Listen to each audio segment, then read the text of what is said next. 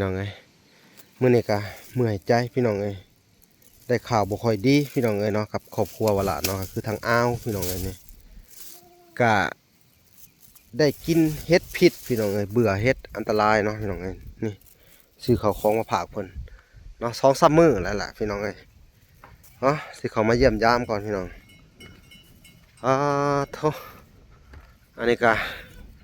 หน้าเพิ่นพี่น้องเอ้ยเนาะก็เป็นน้องพ่อพี่น้องเอ้ยเนาะ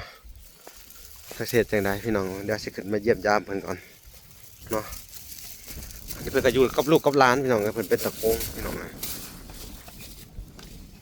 นี่จนบ่ได้ไปเฮ็ดเวียกเฮ็ดงานมื้อนี้แวะมาเยี่ยมยามพูนนอนอยู่เอ้ยกายเพิ่นลุกขึ้นมาเนาะโอ้อาการหนักหลายเนาะสบายดีเอาโอ้เป็นอะไรล่ะมื้อนี้วันนี้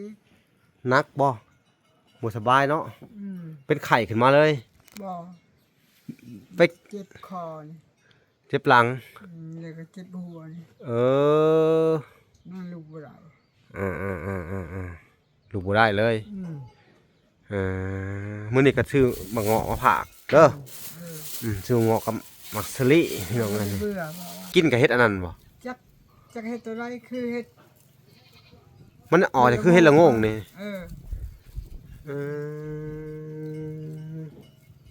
มีใครมันเป็นเฮ็ดเบื่อแหละเนาะบ่ได้ซักยาซักหยังเลยตอนเป็นแรกๆหากบ่โอ้ยลูกบ่ได้หากหลายบ่หักหลายหากหลายเนาะเจ็บหัวพี่น้องเอ้ยหากเจ็บหัวน้ำแน่พี่น้องเอ้ยแล้วเสร็จจังได๋บัดนี้เฮ็ดกับกาแฟหันเบื่อไปกินเฮ็ดแล้วก็ไปกินเป๊ปซี่อันบ่เป๊ปซี่กาแฟเนาะเป๊ปซี่อันตรายได้พี่น้องเอ้ยเป๊ปซี่กาแฟมันออกดำๆหั่นนี่เนาะรสที่ว่าเขาเฮ็ดเป็นรสกาแฟเนาะใส่กับเกลือ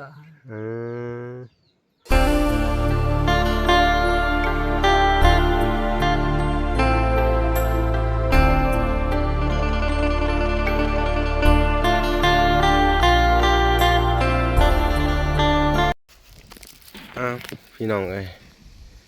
เนาะกลับสบายดีพ่อแม่พี่น้องเนาะเปิดสู่คู่สู่คนพี่น้องเอ้ยก็ยินดีเข้าสู่ช่อง YouTube บ่ละสายบุญเนาะคุณธรรมคือเก่าพี่น้องเอ้ยเนาะพี่น้องเอ้ยมื้อนี้ก็เมื่อยใจพี่น้องเอ้ยได้ข่าวบ่ค่อยดีพี่น้องเอ้ยเนาะกับครอบครัววะละเนาะก็คือทางอ้าวพี่น้องเอ้ยนี่ก็ได้กินเห็ดพิษพี่น้องเอ้ยเบื่อเห็ดอันตรายเนาะพี่น้องเอ้ยนี่ซื้อข้าวของมาฝากเพิ่นเนาะ2-3มื้อแล้วล่ะพี่น้องเอ้ยเนาะสิเข้ามาเยี่ยมยามก่อนพี่น้องโธ่อันนี้ก็หน้าเพิ่นพี่น้องเอ้ยเนาะก็เป็นน้องพ่อพี่น้องเอ้ยเนาะสักเศษจังไดพี่น้องเดี๋ยวสิขึ้นมาเยี่ยมยามเพิ่นก่อนเนาะ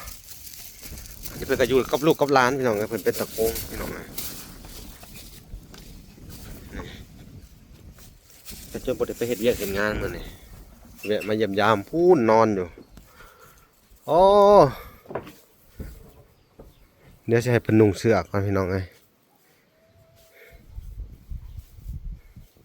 นุ่งเสื้อนะนุ่งเสื้อนะโอเคก็ให้เพิ่นลุกขึ้นมาเนาะโอ้อาการหนักหลายเนาะสบายดีเอาโอ้เป็นอะไรล่ะมื้อนี้วันนี้นักบ่สบายเนาะเป็นไข้ขึ้นมาเลยบ่ไปเจ็บคอนี่เจ็บหลังแล้วก็เจ็บหัวนี่นั่นลูกบ่ได้ลูกบ่ได้เลยมื้อนี้ก็ซื้อมะเงาะมาฝากเด้อซื้อเงาะกับมักสลิพี่น้องเอ้ยเจ้ากินกับเฮ็ดอันนั้นบ่จักเฮ็ดตัวไรคือเฮ็ดมันออกจากคือเฮ็ดละโงงนี่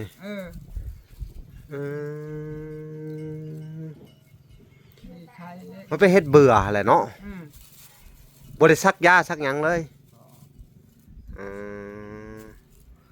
ตามหลักแหละถ้าเบื่อเฮ็ดอันน่ะใส่สโลมใส่น้ำเกลือเข้าไปได้ตัวน้ำเ เกลือกับกาแฟอันใส่น้ำกันมันแห้ง อืม ตาใจพากินว่าเฮาดีว่า อืม ตัวนั้นแหละ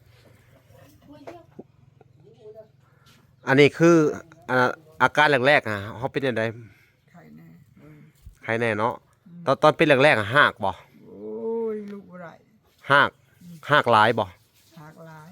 หากหลายเนาะ เจ็บหัว เจ็บหัวพี่น้องเอ้ย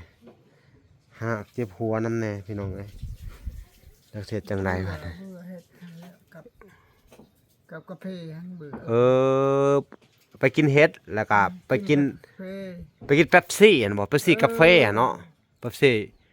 อันตรายเลยพี่น้องเอ้ยเป๊ปซี่กาแฟมันออกดำๆหั่นนี่เนาะรถที่ว่าเขาเฮ็ดเป็นรถกาแฟเนาะ อืม อื ใส่กับ ม เกลือ อืมมันแพ้เนาะ อืม แต่ว่าอันน่ะมามื้อนี้ก็เด้อมาเยี่ยมมายามแล้วก็มาอยากให้เจ้าข้าวน้ำเกลือมาใส่สโลมถ้าเบื่อเฮ็ดนี่เวลาเฮาหากออกก็ยังหั่นน่ะเกลือแร่มันสิออกเบิดมันถ้าเฮาใส่สโลมแล้วมันก็สิดีขึ้น ใส่มาใส่บ่ได้แล้ว เป็นจังได โอ้ยนั่งบ่ได้ อืม เจ็บบ่นั่งได้ใส่สโลมนี่อันน่ะเพิ่นสิแค้นไว้ให้เจ้านอน คันใช้นี่ไปจัก ให้เพิ่นใช้อยู่นี่แหละเนาะอันนี้ก็อยู่ไห้อยู่นาพี่น้องเอ้ยทางเข้ามาก็ลำบากเลยเนาะทางมาบ้านทางนั้นน่ะเอ้ยบัวซีพุ่นแหละพี่น้องเอ้ยเนาะ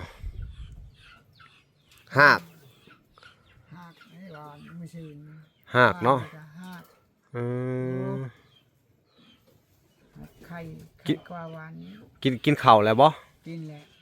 กินแล้วเนาะอืมแต่เอาหมักเงาะลองกินเบิ่งบ่ต้องมันสิอันน่ะ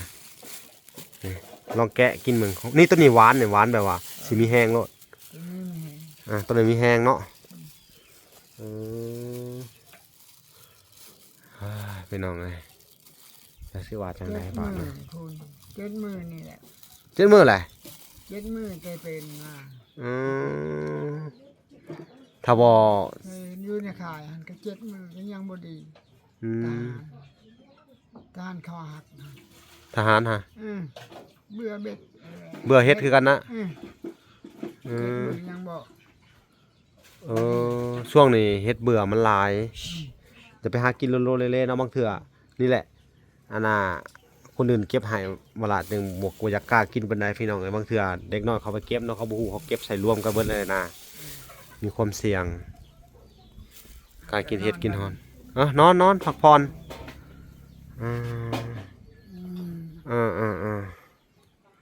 นั่นแหละ มือนี้ ใครแต่มื้อนี้เนาะแต่ว่าอันนั้นเด้อสิใส่สโลมให้เด้อมื้อนี้เด้อสิให้เขามาใส่สโลมให้เวลาก็ เพื่อเตียนเพิ่นมา สิให้เพิ่นมาใส่อยู่หน้านี่แหละพี่น้องเอ้ยก็สิได้จ่ายเงินให้เพิ่นนำเนาะอันนี้ก็ต้องขอบบุญขอบคุณเนาะทางแม่ตู้เนาะพี่น้องเอ้ยเวลาก็สิใช้เงินขอแม่ตู้เพิ่นเนาะเพิ่นก็เลยบอกว่าล่ะมาเนาะ คือว่าเจ้าเช็ดเลยว่า ฮะ เอาไก่อันนั้นเนี่ยเฮ็ดให้ไก่ก็เบื่อหมด ไก่ ผู้ชื่อนี่ โอ้เฮาบ่ได้กินเนาะเฮ็ดอันนั้นเฮาเก็บมาเบิ่งซื่อ เออ ว่าเฮ็ดตัวนี้บ่เจ้าเบื่อหรือว่าแนวใดนะ คือว่าเจ้ากิน บ่ได้ตายแล้วไปกินตัวน่ะเฮาฮู้แล้วเฮ็ดพี่เบื่อแล้วนะมันก็คล้ายคือเฮ็ดละโงงเนาะ ไก่ มันเป็นเฮ็ดละงาบได้ตัวนั้นเนาะอืมอืม ไก่เบื่อหมดไก่ น่ะ ให้ยาทั้งสิจริงดี มันเมา มันนอก อืม คือผัก เฮ็ดเก็บมามื้อนั้นน่ะนะเก็บมาลองเบิ่งว่ามันคืองามแท้เอามาหาให้เจ้าเบิ่งนั่นแหละ ไอ้ว่าคือเราบ่ทนแหละพวกหลากินแล้ว เป็นห่วงบ่ฮะอ๋อเป็นห่วงหลานพี่น้องเอ้ยบ่ได้โอ้เป็นห่วงแต่เจ้าหั่นแหละมีแต่ว่าอยากให้ใส่สโลมเด้อสิใส่สโลมให้มื้อนี้เด้อพี่น้องเอ้ยจะเฮ็ดจังไดเนาะการเบื่อเฮ็ดนี่ก็ เรียบตาย เกือบตายเนาะอันนั้นได้กินยาแล้วบ่นี่เบื้องต้นนี่ยา กินแล้ว กินยาเลยเนาะยาหยังยาพารายาแก้ปวดหยังนี่บ่ แกปวดแก แก้ผิดมีหรอบ่ แก้ผิด แก้ผิดนี่อันเป็นอันน่ะหากไม้นี่บ่หรือว่าอะไร ยา โอ้ยมันยาแก้ปวดธรรมดาตำหลักแล้วต้องไปหาหมอนะพี่น้องเอ้ย ว่าแพทย์นี่ว่าเนาะ แพทย์หน้าวังมานี่โอ้โอเคอยู่ซะกินยาแพทย์อยู่ซะเนาะแต่ว่ามื้อนี้ใส่ยาเด้อมื้อนี้ใส่น้ำเกลือ ว่า ใส่ ใส่น้ำเกลือมันพิษโรคน้ำเกลือ สโลปหั่นได โอ้จะกระพิษที่สโลม บ่ผิดเพราะว่าเจ้าน่ะขาดเกลือแร่เวลาเฮา ว่าสโลมมีพิษจะพิษจะสโลมอันนั้นน้ำเกลือนี่พิษเอากินใช้น้ำเกลือมื้อน่ะ โอ้ บ่แม่นอันมันคนละอันคือหมายความว่าสโลมหั่นแหละน้ำเกลือน่ะบ่แม่นน้ำเกลือบ่กินสโลมหั่นนะเฮาใส่สโลมเฮาใส่อันเขาเอิ้นว่าธาตุมันมีธาตุน้ำเกลือพี่น้อง จับหลอด ต้องเพราะว่าเจ้าขาดเกลือแร่เกลือหยังหั่นนะเขาเอิ้นว่าใส่น้ำเกลือเพราะว่าเฮาหากออกมีการหากออกมันอันน่ะเขาเอิ้นแร่ธาตุหยังออกเบิดจากลำไส้หยังเฮานะบ่มีแห้งบัดนี้เด้อกินเนี่ยนะก่อนกินผลไม้ก่อนจะกินยาพี่น้อง ตัวนี้ทึกเจ้าใส่ มันมีแห้งแล้วของนะหมักไหม้ เย็น นี่ต้นนี้แห้งหวานเย็นเลยต้นนี้นี่ ตัวไหนอยากพิษ หึ มันขึ้นหน่อยเดียว มันเย็นเลยก็ขึ้นฮอนอีก โอ้ ตัวนี้เย็น ต้นนี้เย็นเนาะ อืม หมากเงาะ มันเนาะ แกะกินกินลายบ่ได้ตัวนั้น นะ มากตัวน่ะ ไม่แอปเปิ้ลต้นนะต้องกินมื้อน่ะแม่นนะ เอาดิ ไม่ตัวนี้ได้ ต้องใส่น้ำเกลือและเวลาใช้อันนะน้องผมโทรไว้เนาะพี่น้องนี่แหละพี่น้องโทรไปหาหมอหัวทางอ้าวกะอยู่น้ำมันร้านทรายพี่น้องเลยนี่อยู่หันอยู่หน้าหัวทางอ้าวเนี่ยก็บริษัทครอบครัวเนาะพี่น้องเป็นอันน่ะบ่มีลูกมีเต้าบ่มีเมียซั่นซะเนาะเพิ่นก็ได้อยู่อาศัยอยู่น้ำร้าน เป็นตะกงอะไรพี่น้องบ้านเฮาเอิ้นแซ่บบ่มีแห้งบ่กินน่ะโอ้เขาฮู้ว่ามีแห้งซื้อมาให้กินอีกมื้ออื่นสิเข้ามาเบิ่งอีก ตัวนั้นบ่ซื้อก็ได้ ซื้อตัวนี้เนาะอันนี้ลูกละ 10,000 กีบพุ่นเด้อพี่น้องเอ้ยเดี๋ยวจะให้เด็กน้อยกินเด้อเถอะเด้อ ตุ้ยมานี่มาเอานี่หุ่นร้านก็อายพี่น้องเอ้ยร้านที่อยู่เฮือนติดกับกระท่อมมะละแหละเฮือน2 หลังนั่นแหละพี่น้องเอ้ยอันนี้เพิ่นมาอยู่ไห้อยู่นาเนาะเดี๋ยวเราจะเอาให้เพิ่นก่อนโอ้อายกล้อง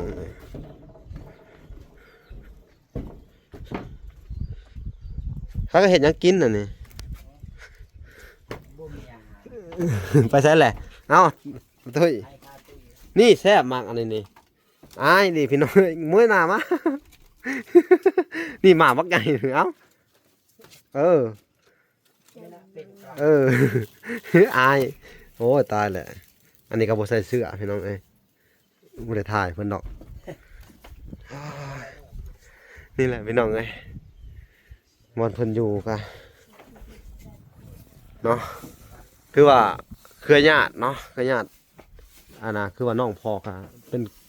เหลือแต่คนสุดท้ายพี่น้องเอ้ยจะสิว่าจังไดเนาะคนสุดท้ายแล้วพี่น้องเอ้ยถ้าเป็นหยังมาเนี่ยก็เวลาก็บ่มีพี่น้องทั้งพ่อและบัดนี้นี่สู้ๆเด้อใส่สโลมได้ใส่เนาะใส่สโลมเอาแหละจะเฮ็ดอะไรรักษาตัวเองเนาะร้านก็มื้อหน้าก็บ่ได้ยินข่าวเด้ก็หาก็ฮู้ข่าวของเขาซ้ำมื้อนี้เนาะของ2 มื้อก็เลยลุยเข้ามาพ้นทางมันก็บ่ดีแน่ลุยเข้ามาเลยมื้อนี้ก็ จะเสียจังไดพี่น้องไงแต่มาให้กำลังใจเพิ่นนะแต่ว่าแช่หักไม้หักยายังกินอยู่เนาะเบื่อเฮ็ดพี่น้องไงปกติก็เป็นคนที่มีความดันอยู่แล้วเนาะเป็นโรคความดันเนาะความดันตั้งทรงเบาหวานนี่หยังประมาณนี้แหละพี่น้องไง กินคืออันนั้น ย้อนว่าอย่างดีแหละไปกินน้ำโคกเขาว่าให้กินน้ำโคกลดอะไรหยัง พอดี ลดกาแฟรสชาติกาแฟเนาะ แค่น้ำโคกลดกาแฟเอากินเพิ่มอีกนี่บอกไม่นี่ยังมันสิมีแห้ง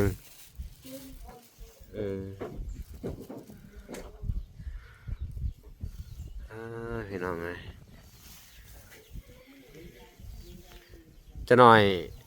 เสียเขาใส่สโลมให้เดี๋ยวสิโทรบัวเขาสิมาจากโมงเด้อ เออ อืม เป็นหมาพออันนั้น เพราะว่า พออันนั้นวาชิมา ตั้งแต่เกิดมาเนี่ยเคยใส่สโลมอยู่บ่เนี่ยบ่เคยอีกว่ะ บ่เคย อยู่แต่ให้อยู่แต่หน้านะพี่น้องไงวาลา ใส่ นี่ ฉลองไม่ อยู่แต่ในนี่แหละนี่อยู่แต่ให้อยู่หน้านี่เบิดปีเบิดชาติอยู่แต่นี่เลี้ยงงัวเลี้ยงควายเนาะจนบ่ได้ไปไส มีเย็นตัวนี้ เย็นนะเย็นก็กินเนาะ มันเย็นแล้วมันขึ้นห้อนอีก โอ้อันนั้นมาแอปเปิ้ลมักซารี่ต่างหากมาแอปเปิ้ลต่างหากอืม หากระสีหวาน ไผซื้อมาให้ตัวนั้นน่ะฮะ ฮัก หักเนาะ เอาตัวนี้ทึกตัวนี้ ตัวนี้ถึกถึกก็กินอีกมือที่ซื้อมาให้อีกพี่น้องแต่เก่าเพิ่นก็บ่ค่อยสบายคือกันนั่นแหละพี่น้องเอ้ยยิ่งเป็นแบบนี้ก็ยิ่งเป็นห่วงหลายเนาะแต่เก่าก็เป็นนั่นความดันนั่นแหละเป็นไรก็อันน่ะมืดหน้าตาลายเนาะเขาว่าอะไรไปดูดเลือดดูดหยังออกแม่นบ่ ดูดแล้วดูด จะไปดูดออก ไม่เคยดูดนี่พาออกนี่ก็เม็ดบ่เจ็บ ปิด ยังเคยออกเลย ปิดส่งนี่นี่พี่น้องเอ้ย เลือดเนื้อออกแล้วมันระบาดตาย เจ้าบางเทื่อนี่บางเทื่อต้องไปตรวจห้องหมอตรวจเลือดตรวจหยังเบิ่งว่าเลือดเป็นอีหยังไหน ดำเลือดดำ ไปตรวจอยู่บ่ อืม จะไปตรวจเบิ่งอยู่บ่ ตรวจอยู่ ตรวจในคลินิกเนี่ยบ่ เออ ต้องให้เขาวิจัยเลือดเบิ่งว่าเป็นอีหยังความดันหัววงเบาหวานเนาะพี่น้องเอ้ยก็ต้องรอหมออีกพี่น้อยพี่น้องเอ้ยเนาะจะให้เพิ่นโทรไปก่อนโทรไปหาเขาอีกเนาะเวลาก็สิได้จ่ายเงินค่าสโลมให้เพิ่นก่อนเนาะบ่ฮู้ว่าเพิ่นมันเท่าไหร่เนาะให้หมอเพิ่นมาก่อนจะน้อยพุ่นแหละจังสิได้ นี่มันสิ กลับ ดี พี่ หร น้ อ อก ง มันบ่ดีมื้ออื่นมันง่ายไปมันดีไปอย่างนั้นได้ เรื่องเฮาเบื่อนี่อันดีกับถีโท มันบ่ดีแหละ บ่ดีนี่ไปเฮ็ดนี่โอ้ยทหารอยู่ในขายยัง7 มือยังอยู่ กินละโงกนี่แหละละโงกมันติดกันคือละโงก เฮ็ดนี่มันเฮ็ดชนิดเฮ็ดผิดพี่น้องเอ้ยมันหลายชนิดพี่น้องเอ้ย คือเห็ดละโงก มันบางงานก็คล้ายคือเฮ็ดละโงกนั่นล่ะพี่น้องเอ้ยเห็นบ่เขาจังบ่กล้าบางเทื่อเขาเอาให้นี่ต้องคัดเลือกเบิ่งดีๆเด้อพี่น้อง ต้อ เอ้ ง ย คัดเลือกเลย เฮ็ดละโงกก็ได้อันตรายได้เนาะ ตัวนั้นน่ะ ยังเป็นไข่ที่น้อยๆหันมันสิลงกันหั่น โดย ตัวใหญ่ใช้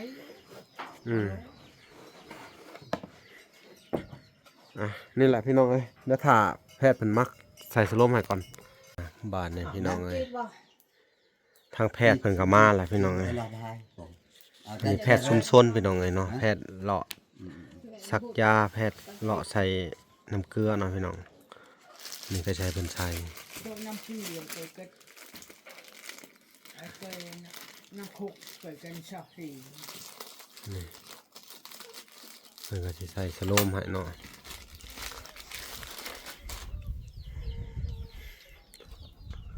bây giờ đợi cho xài được อันนี้เลาะใส่ตามบ้านเนาะตามทุ่งนาเนาะ vâng ที่ต้มเต็ม เอ หม อ ด ต้มเต็มหมดเลย โอ้ย ยามนี่ลำบากเนาะใครแต่ว่าฝนบ่ตกเนาะ คันฝนตกแห้งโอ้ยไปบ่ได้ดอก แม่นเลยไปบ่ได้เลยลำบากเลยพี่น้องเอ้ยเจ็บเป็นเอ็นอุ่นก็ไปยากเนาะ ไปยากโอ้ยยากลำบาก เออ จะเป็นเลยเสียเลย อืม เป็นไป เออ ยากจะเป็นเลย เขาโทรเนาะใกล้กับไปบ่นี่ เขาโทรไป เออใกล้กับไปเนาะ ไปไกลกับไป อันนี้ใส่ยามีแห้งสิบ่ แห้ง อ๋อมีแต่ขาดน้ำแน่ เออนั่นแหละขาดน้ำ น้ำแล้ว เพิ่นว่าขาดน้ำเกลือแร่เนาะ ขาดน้ำเกลือ ขาดน้ำเกลือแร่ทั้งเบิดนี่400,000เนาะพี่น้องเอ้ย400,000กี่พี่น้องเอ้ยเวลาเขาจะได้จ่ายค่าสโลมให้เพิ่นเนาะพี่น้องเอ้ยค่ายานี่แหละคือค่ายาเนาะอันนี้ก็สิใช้เงินทางแม่ตู้เนาะพี่น้องเพิ่นกล่าวว่ายามจำเป็นมาเพิ่นว่าเนาะไผกะยาเพิ่นว่าเนาะว่าจะเป็นอันน่ะผู้ใดเนาะพี่น้องเวลากะยาเนาะพี่น้องเพิ่นก็ให้เอาเงินอันตัวที่เพิ่นตุนไว้นี้เนาะพี่น้องอันน่ะใช้จ่ายค่าหืดค่ายาเนาะเพราะว่าเพิ่นทางแม่ตู้เพิ่นก็เป็นคนที่บ่อันนั้นแปลว่าสุขภาพบ่ค่อยดีปานใดนะเพิ่นก็เลยให้ตัวนี้อันเอาเงินไว้ใช้จ่ายเพิ่นว่าซักยาให้ผู้ที่ทุกข์ยากพี่น้องเนาะผู้ที่จะเป็นเอ็นอุ่นเนาะยามฉุกเฉินเนาะคือว่าสิแหละพี่น้องเอ้ยจักสิว่าจังไดว่าล่ะก็สิได้ใช้เงินเพิ่นก็ต้องขอบคุณทางแม่ตู้เนาะที่ว่ามีเงินเนาะสำรองไว้ให้ว่าล่ะได้ช่วยเหลือในยามฉุกเฉินเนาะพี่น้องเอ้ยก็ได้ช่วยคนอีกหลายคนเนาะเงินเพิ่นนี่ช่วยคนช่วยชีวิตคนได้หลายหมู่หลายบอนพี่น้องเอ้ยเนาะนี่แหละพี่น้องก็สิโอ้ตอนนี้ปล่อยไปแน่น่ะลูกเนาะปล่อยใส่ในสโลมเลยอืม Rồi con tôm là tao qua in vườn chơi chai chợ đòn luôn ạ. คือว่าอ้าวนี่ยังบ่เคยใส่สโลมจักเทื่อเนาะครั้งแรกพี่น้องเอ้ยเจ้าสิมีแห้งบ่เคยใส่จักเทื่อ แห้งเนาะ มีแห้งเนาะ เป็นสโลมได้เขาแล้วก็ไทยเนาะ มีแห่งเจ๊ให้กูส่งเกี่ยว นี่ขั้นตอนพี่น้องเอ้ยใส่ยาใส่หยังเรียบร้อยแล้วใส่ยามีแห้งแล้วล่ะพี่น้องวิตามินเนาะ วิตามิน อืม ชูแห้งแค่นั้น เออหมอนี่ก็เดินทางใกล้เติบบ่มา ไกล นี่ หั่นละพี่ โค้งเนาะ โอ้ม จักกิโลกะวะ อุ้ย ช่วยอ่านที่ จักกิโลเฮ้ยบ่ เตี้ยไป แต่ให้จะบ่เกี่ยวเลยจักกิโล ลายเติบ เช้าโหจัก พูดแล้ว เดินทางเนาะ Ừ. ม จะเป็นเสร็จได้ เออเนาะ เนี่ยให้ใส่นี่ นั่นเองนี่ก็เลยว่า นี่มาเนี่ย เดี๋ยวว่า สิใส่ละบาทเนี่ยเอาไง เดี๋ยว ระวังเปรี้ยเด้อ ฮะ ตะกอยก็เยตะกอ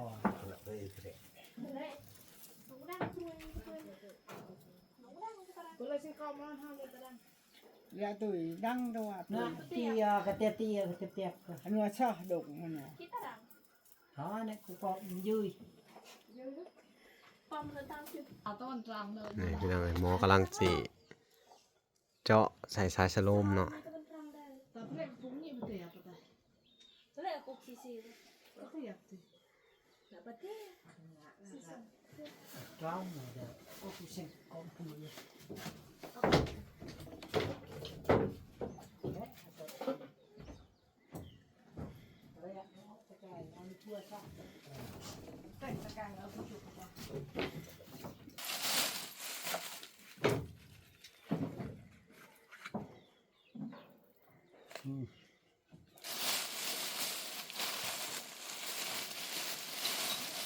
ปติดนั่นน่ะเนาะ หือ เทปติดสโลม เออ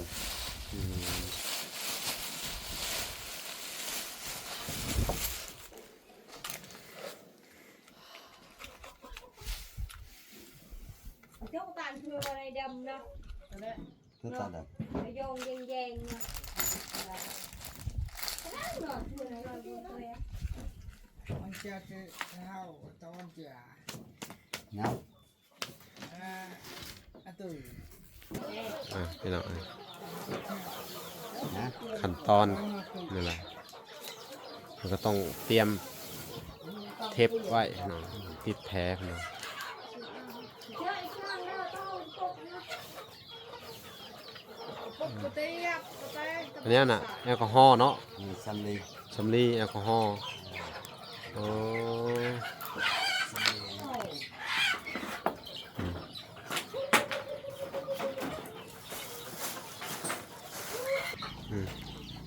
ใส่แล้วบาทให้พี่น้องไอ้โอเคพี่น้องเวลาสิจ่ายเงินให้เพิ่นจะหน่อยเนาะบาทให้พี่น้องไอ้ เบิร์นจืด หาเส้นเลือดบ่พ่อบ่ถึกนะ Thước rồi đi. ถึกเลือด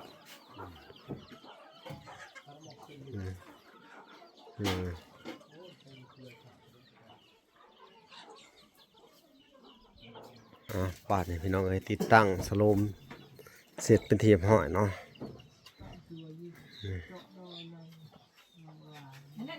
เป็นไรเป็นไรบัตรนี่มีแห้งอยู่เอ้าใครแน่เนาะใส่สโลมเข้าไปแหละใครแน่เพิ่นว่าน้อยนึงนี่แหละพี่น้องทางแพทย์ก็นั่งเผาอยู่นี่เนาะ Ờ, จนกว่าสโลมสิเบิดพี่น้องเอ้ย đây là เอ้าบาทนี้บาละก็สิได้จ่ายเงินค่ายาก่อนเนาะพี่น้องเอ้ยก็ต้องขอบุญขอบคุณทางอันน่ะแม่ตู้เนาะ USA พี่น้องเอ้ยที่เพิ่นฝากเงินไว้นำว่าลาโอ้ยขอบคุณเพิ่นหลายถ้าบ่ได้เพิ่นนี่พี่น้องเอ้ยจักสิเฮ็ดจังได๋ล่ะบัดนี้นำว่าลานี่ก็ได้เนาะ400,000เนาะเนาะ1 2 3 4บาทนี้พี่น้องเอ้ยก่อนอื่นเบิดก็ต้องขอบุญขอบคุณทางแม่ตู้เพิ่นเนาะให้เพิ่นอยู่ดีมีแรงหายเจ็บหายไข้หายปัญญาโรคาที่เพิ่นเป็นอยู่เนาะทางวลาก็บ่มีหยังสิตอบบุญแทนคุณเพิ่นเนาะมีแต่คำอวยชัยให้พรเนี่ยเด้อขอให้เพิ่นหายเจ็บหายไข้หายปัญญาโรคาเด้อขอให้แม่หายเป็นปกติเนาะขอให้บุญกุศลเนาะที่เพิ่นเฮ็ดเพิ่นสร้างไว้ช่วยเหลือคนเนาะทุกข์ยากแล้วก็ช่วยเหลือคนในยามลำบากว่าสิเนาะขอให้อานุสงส์ผลบุญนี้ไปปกปักรักษาคุ้มครองเมืองแย่งเพิ่นเนาะให้เพิ่นหายวันหายคืนเนาะที่เป็นอยู่ก็ได้พญาติพะเยาเนาะโรคภัยไข้เจ็บกายหายเป็นปกติเป็นหุ่มโพหุ่มไส้ให้ลูกให้หลานต่อไปเนาะโอเคเนาะวันละก็สิได้ขอตัวลำลาไปก่อนพี่น้องเอ้ยบาทนี่ค่ะไปพบพ่อกันใหม่อยู่พุ่นแหละจะเข้าไปติดตามเมืองทั้งครอบครัวพลลูกหาต่อพี่น้องเอ้ยเนาะโอเคพบพ่อกันใหม่คลิปหน้าเนาะบ๊ายบาย